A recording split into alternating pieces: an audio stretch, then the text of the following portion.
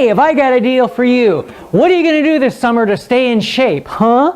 Well, you could go to the Richland Community Center every Monday at 3 o'clock from June 4th, which would be like tomorrow, to July 30th, and have an 8-week Qigong class. Marianne, she's in the back. So, every Monday at 3 o'clock, right? Monday at 3 o'clock. Qigong. Community Center. Calendar. Hey, we actually start services with Qigong. Hi. That is the cutest little hat. What do you call that? Headband. Spike. Unicorn. Right? Spike. No. You don't know. You don't want to talk to me at all, do you? Okay. ARE, looks like they're going to be doing a DVD night on Thursday. Okay, doing DVD night, so that means you're going to show something, right? Yep. Cool, all right. Followers of the Way, also Thursday night. If you want to know what Followers of the Way is, or whatever, talk to Janice. Janice, Followers of the Way, Thursday? Yes. Okay. Thank God. What is Followers of the Way? Do you want to say something? Oh, sure, why not? Yeah, like you're not used to talking in front of people. Yeah, but I was distracted. Oh, okay. Followers of the Way. It's what my grandson used to call Bible class.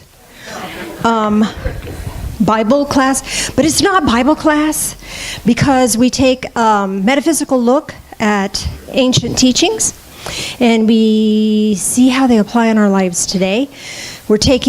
This week we're going to look at some more of the Old Testament commandments, thou shalt nots, and see how they translate in the New Testament into what you might want to do and how to bless your life.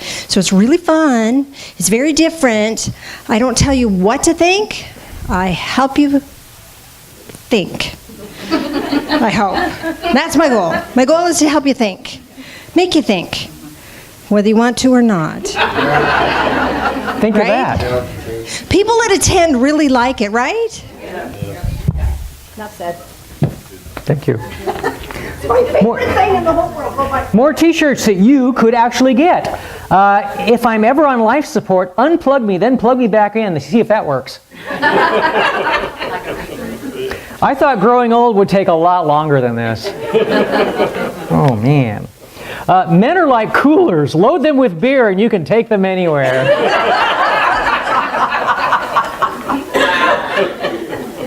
I meant to behave, but there were too many other options. Could be. We do have a couple patron saints at the Divine Fellowship by the name of George Carlin and John Lennon. May their souls rest in peace.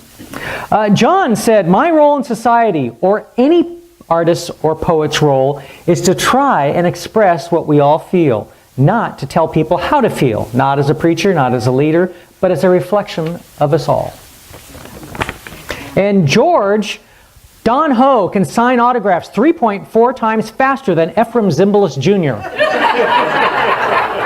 Now there's, I know, most people don't have any idea who it is anymore. So yeah, it's kind of an old guy. So, but yeah, you know, that's just pertinent information. You can use that every day. Okay. So tell people why you do Telstra. Because people send them to me? Oh.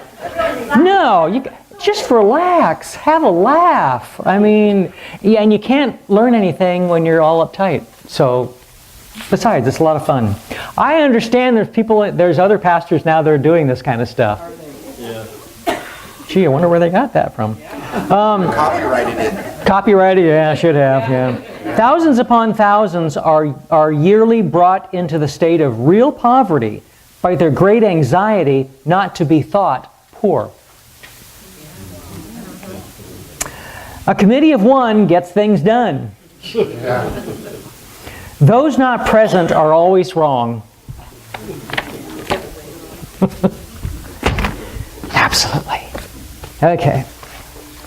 Oh, The most expensive book ever sold at auction was Da Vinci's The Codex Leicester. His observations and illustrations on natural phenomena. The book was sold November 2nd, 1994 to Bill Gates for $30.8 million.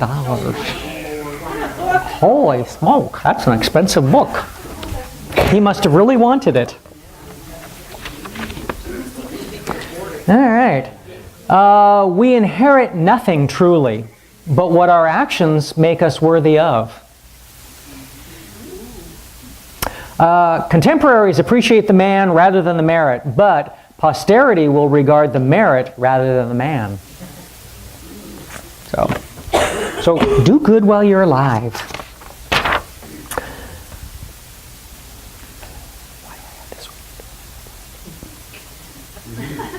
Yeah, okay. Wait a minute, where'd this come from? This got stuck in somehow. No wonder I didn't recognize it. Okay. Anything else going on? We're going to have barbecue. End of the month. End of the month. Last Sunday of the month. Barbecue. We'll send around a sign-up sheet here, and next week we'll start it. Okay. Cool. We're going to dig a big pit in the back and Yeah, we're going to do a pig, no. No. Yeah, break up the asphalt. Okay. I remember the story about an old country preacher who had a teenage son, and it was getting time the boy should give some thought about a line of choosing a profession. Like many young men then and now, the boy didn't really know what he wanted to do, and he didn't seem overly concerned about it. One day while the boy was at school, his father decided to try an experiment. What he did was he went to the boy's room, placed on his study table 3 objects: a Bible, a silver dollar, and a bottle of whiskey. Now then, the old preacher said to himself, I'll just hide behind the door here, and when my son comes in from school this afternoon, I'll see which one of these 3 objects he picks up. If he picks up the Bible, he's going to be a preacher just like me, and what a blessing that would be. If he picks up the dollar, he's going to be a businessman, and that'd be okay too. If he picks up the bottle, he's going to be a drunkard, a no-good drunken, and Lord, what a shame that would be. The old man was anxious, though, waited behind the door, and soon he heard his son's footsteps as he came to the house, whistling and headed to his room. He deposited his books on the bed as a matter of routine, and he turned around to leave the room. He spotted the objects on the table.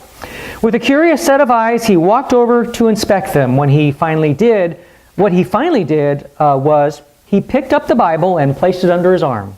He picked up the silver dollar and dropped it in his pocket. He uncorked the bottle and took a big drink. Lord have mercy, the old man whispered, he's going to be a politician.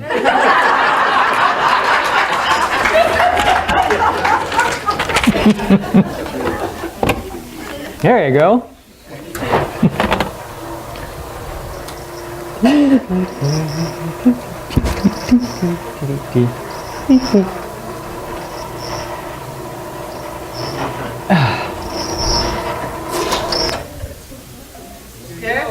you go.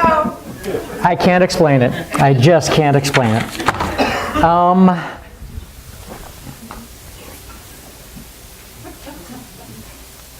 I almost had it. I almost had it. You know how to ride. You could bring it with you. That wouldn't be any fun, would it? That wouldn't be any fun. Almost had it. I know it's a Deneen song. Oh!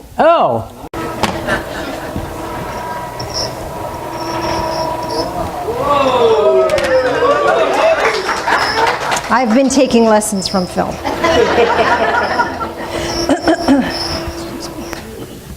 So, fun stuff today. Did you like the title? Karmic Tide Pool or Spiritual Eddy?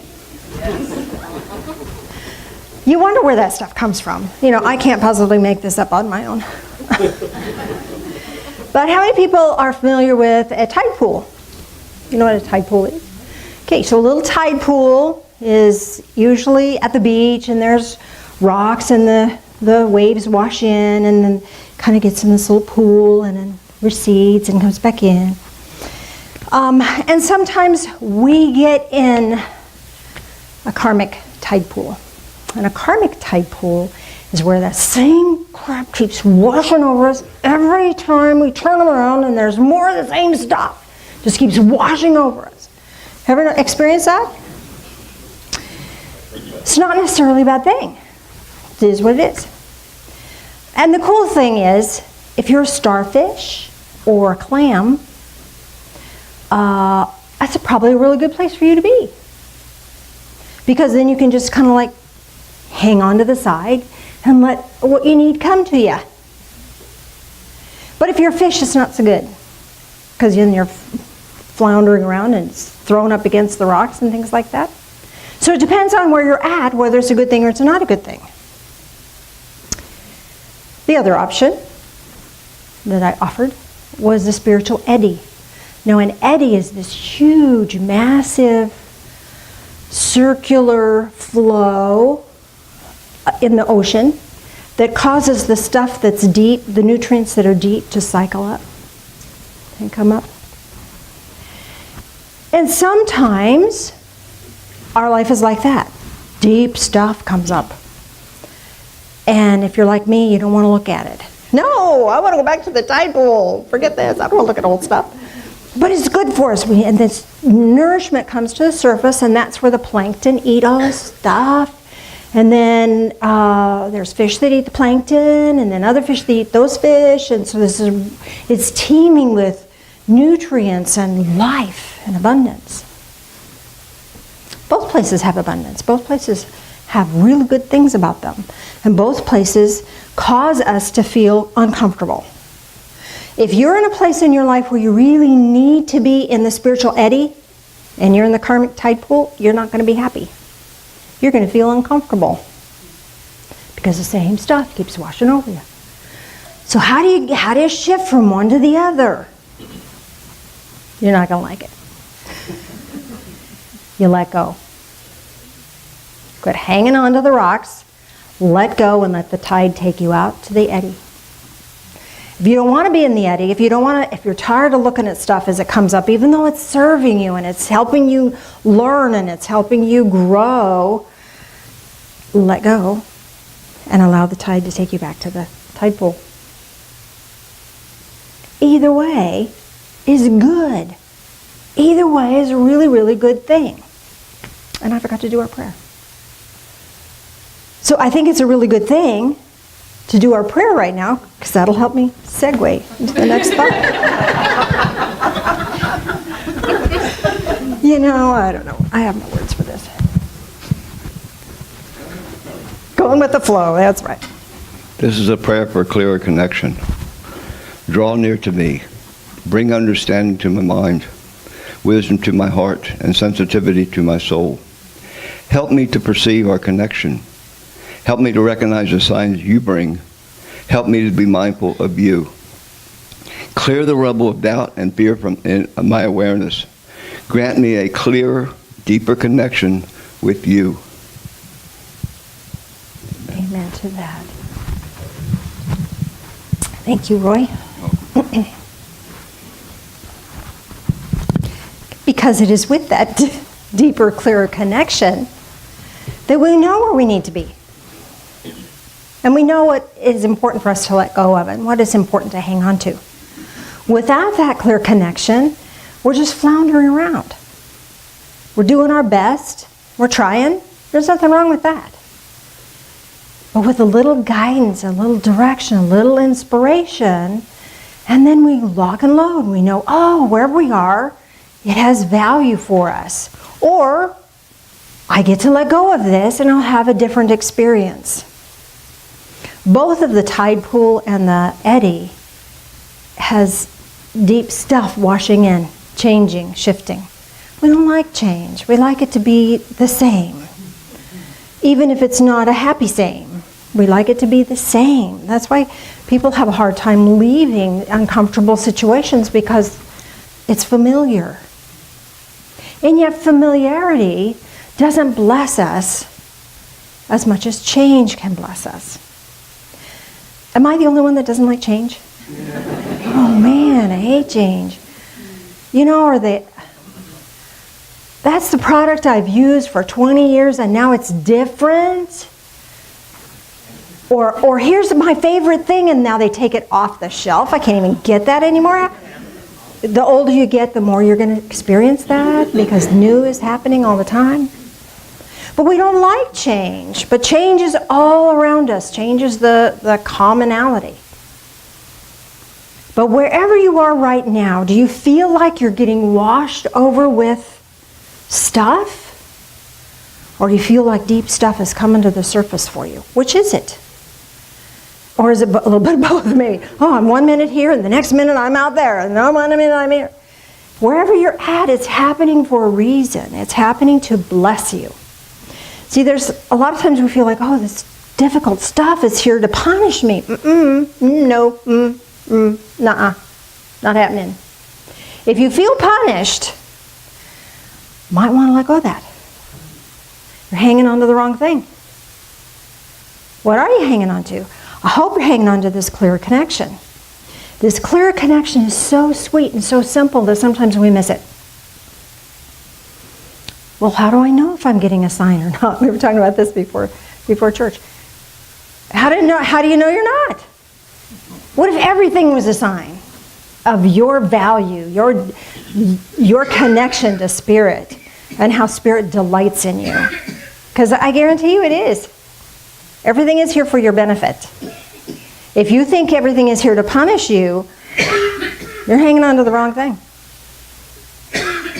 Now here's the thing, how do you let go? How do you let go? My hands are cramped. I can't let go of that. It needs to be that way because that's how it's always been. We become willing. Willingness is a superpower, I think. AA people, Alcoholics Anonymous, they do a lot of study about willingness. And I think they've got that right.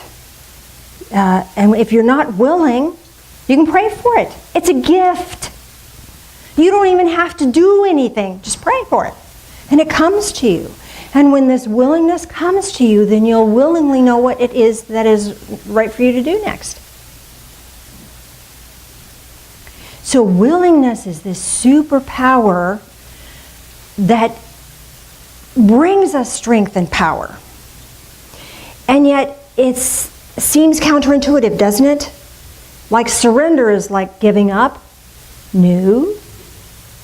If it was giving up, that would be called giving up.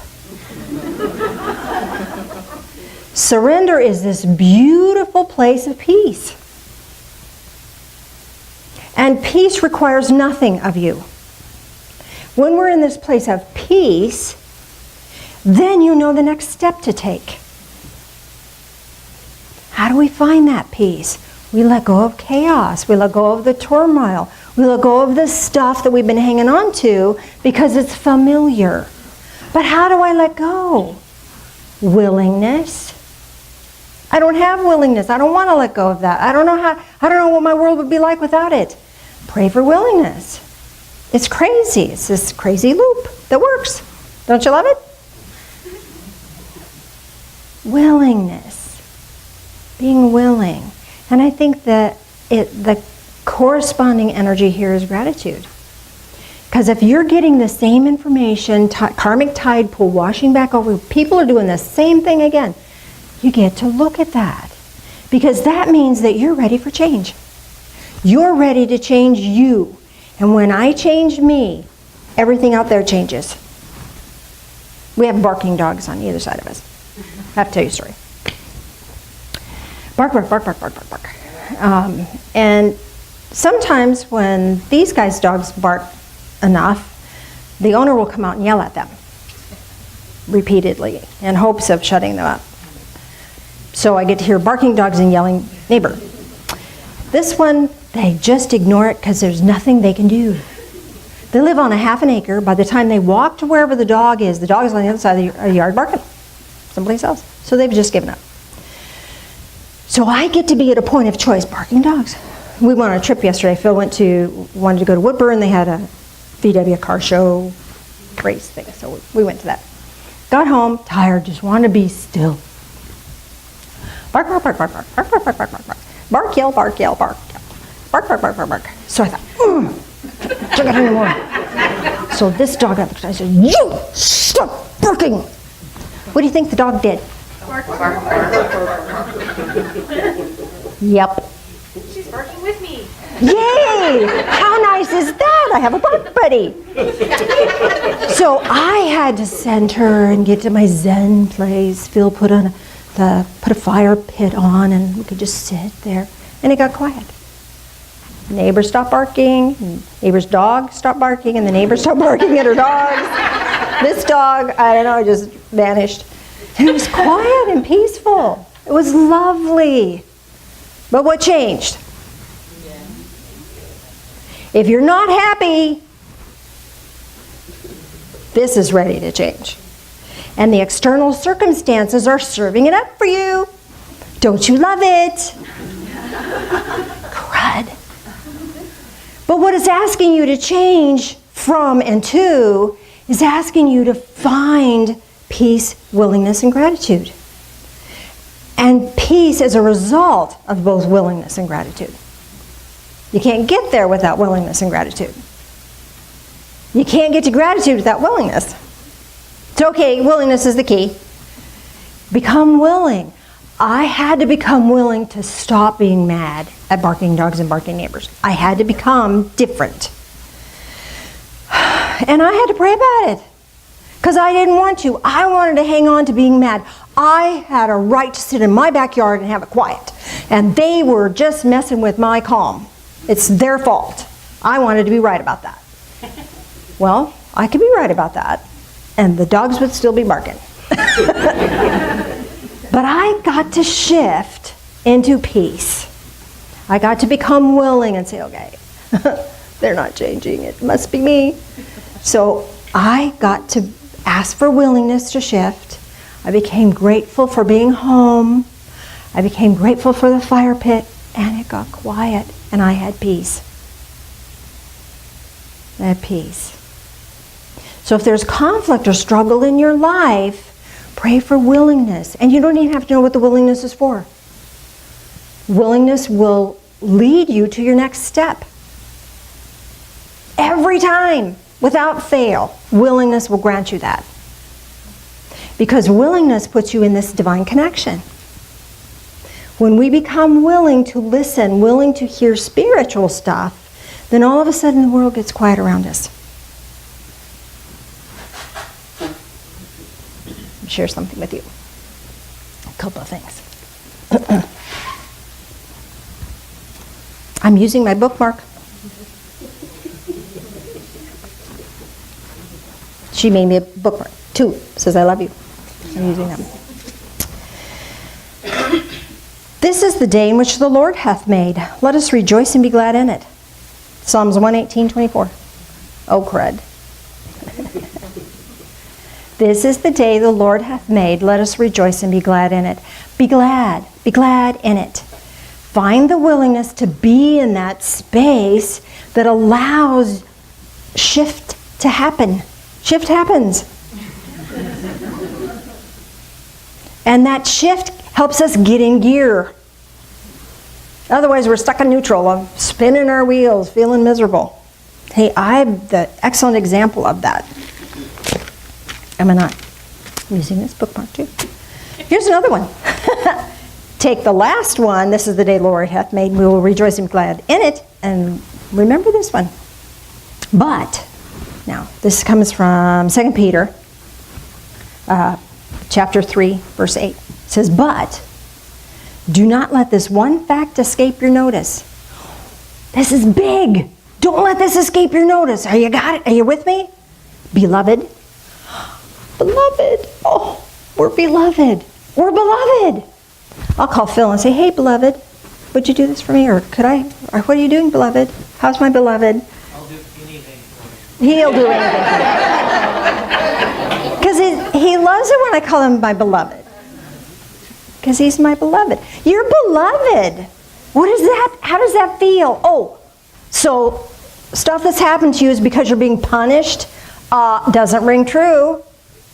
I don't know about you, but my bullshit meter just pegged. If you're beloved, then you're going to be blessed, right? So, do not let this one fact escape your notice, my beloved. Don't let it escape you. Hang on, hold on, it's coming. Don't let it escape. Catch this one. With the Lord, one day is as 1,000 years, and 1,000 years as is a day. Time is not the issue. Time is not the issue. This is taking forever. No, it's not. Everything in divine timing. And divine timing happens faster when we're connected, when we're willing. If you're not happy, if you're struggling, connect to that divine, and divine timing shifts. It's just a miracle stuff happening. And it's powerful. It's powerful. So the things that get us stuck up, hung up and stuck about, are some of the dumbest things. Are they not? Don't we get hung up on stupid stuff? Why do we do that to ourselves? Because it's easier to stay stuck than it is to move into a place of willingness. Although willingness is this beautiful, peaceful path that leads to peace, it's easier to hang on and make it somebody else's fault. Because that feeds us, that feeds that energy of I'm right. Me being angry at those dogs, I'm right. I should be able to, whenever we hear the word should, heads up, you're not in a good state of being. They should treat me differently. Be different. And then the people that aren't treating you right either go away or they shift. This is not about them. This is about me. If I'm not happy in my life, it's about me and my relationship to divine connection. Bottom line. But we hang on because it feeds us. When we get, oh, my energy was higher. You know, you get incensed, your energy gets all, or exasperated. That's the other side of the coin. Exasperated. Oh. Don't you love being exasperated? Oh. I know you do, because we do that. That's human nature. But it's divine nature to be peaceful. It's divine nature to have powerful energy that can uplift and strengthen not only ourselves but others. And the energy that we have changes the world. By connecting in, praying about it, connecting in, and acquiring peace, my world changed. Instantly. Instantly. This is super fast stuff. So if there's a lesson to be learned in the karmic tide pool, learn it. Learn it. And the lesson that's being brought to you is, it's not about them. If there's lessons to be learned in the spiritual eddy, learn it. Learn it. And the stuff that's being brought up for you to nourish your soul isn't somebody else's stuff, it's yours. Receive it. Receive it with gratitude. Allow it to empower your life. It changes everything. Changes everything. Because today is the day the Lord has made, and we're going to rejoice and be glad in it. And whatever happens tomorrow is tomorrow's stuff. Remember, consider the lilies of the field. They don't toil, they don't work, and yet they're beautiful. And they don't worry. Tomorrow has enough worries of itself. Tomorrow will bring you new stuff to get all spun up about.